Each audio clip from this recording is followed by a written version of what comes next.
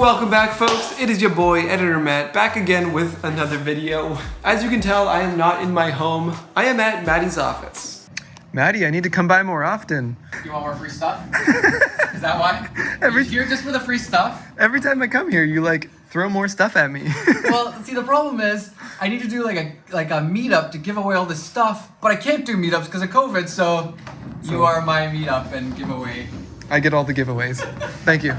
The reason for me being here is so that I can borrow his iPhone 12 Pro Max. Ever since the 11 Pro Max was announced, I hopped on this right away. I wanted that 3-camera system, I really wanted that ultra-wide lens, and I've always liked the plus size phone. I bought the very first Plus phone, which I believe was the 7, because it had the bend gate, if you guys remember bend gate. So that being said, I was very interested to get my hands on the 12 Pro Max. I wanted to know, is this the phone that I should be going out and buying right now? So yesterday we went downtown Toronto and we filmed some footage. And I gotta say, my first impressions, I'm pretty impressed. I mean, the first thing that stuck out to me was the screen quality. When you're playing back the footage that is shot on this phone, it looks incredible. And that's thanks to the HDR video and the Dolby Vision. If you don't know what those things are, I don't really know either, but they look good. I'm just kidding. The HDR is it takes your highlight information and your low light information and blends the two to create a really high dynamic range video. And the Dolby Vision, from my understanding, just allows the display to put out more information for you to see.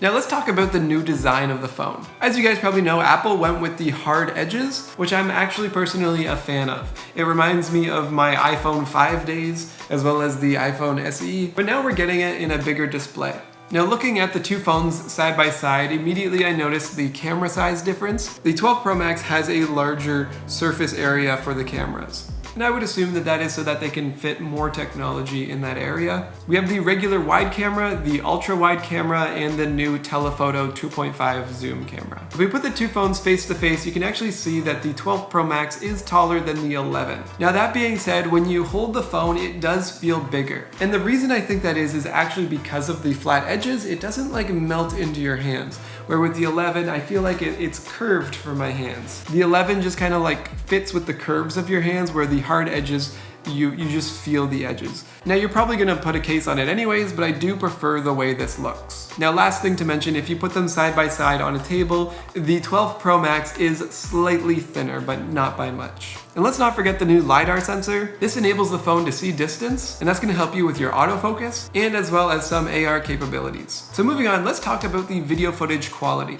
Now the first thing I was really excited for was the sensor shift. I did a quick test on the regular wide camera, and honestly, I couldn't really notice the difference. Where I did really notice the difference was on that 2.5 times zoom. Now because of the focal length difference, I didn't do a comparison, but I did walk around while it was zoomed in, and it is impressively stable. The next thing to note here is the f1.6 on the regular wide camera. This is going to help you out in those low light situations, as well as it's going to add to that bokeh in the background. I just did a quick bokeh test here, and you can clearly see the difference between the 11 and the 12. Now I gotta say, the biggest surprise with this phone for me is actually in the editing. This phone will shoot in 10-bit video, which means when you're color grading, your grades will actually stick to your footage. Editing this, it feels and reacts like it's DSLR footage. Obviously, because of the sensor size, you can tell it's not DSLR footage, but the way Lumetri works with the flexibility of this footage, it is very nice. But I honestly believe you could confidently shoot cinematic videos with this phone, purely because of that 10-bit video.